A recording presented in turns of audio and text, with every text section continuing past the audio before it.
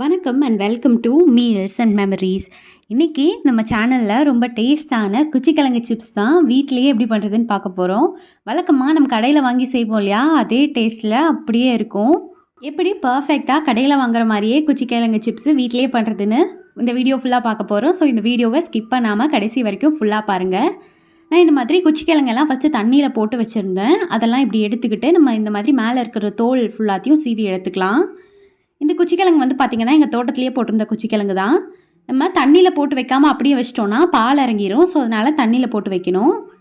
இப்போது இந்த மாதிரி கொஞ்சம் கொஞ்சமாக மேலே இருக்கிற தோல் எல்லாத்தையும் கம்ப்ளீட்டாக எடுத்துடணும்.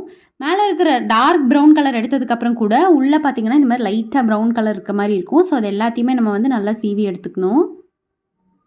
நம்ம சேனலை நீங்கள் இன்னும் சப்ஸ்கிரைப் பண்ணாமல் பார்த்துட்ருக்கீங்களா? அப்போ உடனே நம்ம சேனல் மீல்ஸ் அண்ட் மெமரிஸை சப்ஸ்கிரைப் பண்ணிக்கோங்க. கூடவே பக்கத்தில் இருக்க பெல் பட்டனையும் கிளிக் பண்ணிக்கோங்க. அப்போ தான் நான் அடுத்தடுத்து போடுற வீடியோஸ் உங்களுக்கு நோட்டிஃபிகேஷன்ஸ் வரும். இந்த மாதிரி மேலே இருக்கிற தோலை ஃபுல்லாக சீவினதுக்கப்புறமா இந்த மாதிரி தண்ணியில் நம்ம நல்லா அலசிடணும். பார்க்கவே இப்படி நல்லா ஒயிட்டாக இருக்குது பாருங்கள். அடுத்ததான் நம்ம இந்த மாதிரி சிப்ஸ் சீவறதுக்குன்னே இந்த மாதிரி பலகை மாதிரி இருக்கும். நடுவில் வந்து பிளேடு எடுத்துக்கிறோம். நீங்கள் வந்து கேரட் துருவுறதெல்லாம் இருக்கும்ல, பஜ்ஜிக்காக சீவோம்ல, அதில் கூட நீங்கள் சீவி எடுத்துக்கலாம். பட் இதில் சீவும்போது கொஞ்சம் சிப்ஸ் அடிக்கடி போடணும் அப்படின்னா நீங்கள் இந்த மாதிரி ஒன்று வாங்கி வச்சுக்கோங்க. அப்போ தான் ஈஸியாக இருக்கும். இதுலேயே நீங்கள் பஜ்ஜி கூட சீவலாம். இப்போ பாருங்கள் எப்படி நல்லா கடையில் வாங்குற மாதிரியே எப்படி ஷேப்ஸில் வந்துருக்கு பாருங்கள். இதே மாதிரி நம்ம எல்லா குச்சிக்கிழங்கையும் சீவி எடுத்துக்கலாம். கொஞ்சம் அழுத்தம் கொடுத்து சீவுற மாதிரி இருக்கும். ஏன்னா குச்சிக்கிழங்கு நல்லா ஹார்டாக இருக்கிறதுனால நம்ம வந்து கொஞ்சம் அழுத்தம் கொடுத்து சீவணும். இன்னும் உருளைக்கிழங்கு, வாழைக்காய் அதெல்லாம் சீவுறது கொஞ்சம் ஈஸியாக இருக்கும். பட் குச்சிக்கிழங்கு நல்லா அழுத்தம் கொடுத்து சீவணும். இந்த மாதிரி நம்ம எல்லா குச்சிக்கிழங்கையும் நம்ம வந்து சீவி எடுத்துக்கலாம். நல்லா தின் ஸ்லைசஸாக வந்து வரும். உங்களுக்கு எந்த ஷேப்பில் வேணுமோ நீங்கள் வந்து அந்த மாதிரி கட் பண்ணி எடுத்துக்கலாம். இந்த மாதிரி நீளமாக வேணும்னாலும் நீளமாக கட் பண்ணிக்கலாம். அப்படி இல்லை ரவுண்டாக வேணும்னா கூட பாருங்கள், இந்த மாதிரி ரவுண்டாக கட் பண்ணி எடுத்துக்கலாம். உங்கள் விருப்பம்தான்.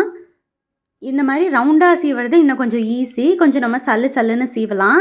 ஸோ இந்த மாதிரி நீங்கள் ஃபஸ்ட் டைம் பண்ணும்போது கொஞ்சம் கஷ்டமாக இருக்கிற மாதிரி இருக்கும். பட் அடிக்கடி பண்ணிங்கன்னா சல்லுன்னு நல்லா ஃபாஸ்ட்டாக வரும். இந்த மாதிரி நான் 2 ஷேப்ஸில் மேலே இருக்கிற தோலெல்லாம் எடுத்ததுக்கப்புறம் இந்த மாதிரி 2 ஷேப்ஸில் நான் வந்து குட்டி குட்டி ஸ்லைசஸாக கட் பண்ணி எடுத்துக்கிறேன். இப்போது நம்ம எல்லாத்தையுமே வந்து இந்த மாதிரி ஸ்லைசஸாக கட் பண்ணி எடுத்துக்கலாம். ஒரு பாதியை இந்த மாதிரி நீளமாக கட் பண்ணதுக்கப்புறமா கொஞ்சம் சைடாக திருப்பி பண்ணிங்கன்னா இந்த மாதிரி ஒல்லியாக வந்து வரும். இந்த மாதிரி ஒல்லியாக அதே சமயம் தின்னாக இருக்கிற மாதிரி வந்து வரும். இந்த மாதிரி கூட கட் பண்ணிக்கலாம். நம்ம விருப்பம் தான். குச்சி சிப்ஸ்லாம் வாங்குவோம்ல, அந்த மாதிரி இருக்கும் இது. இப்போது நம்ம இதெல்லாத்தையும் கட் பண்ணி சீவுனதுக்கப்புறமா உடனே நம்ம வந்து பண்ண முடியாது.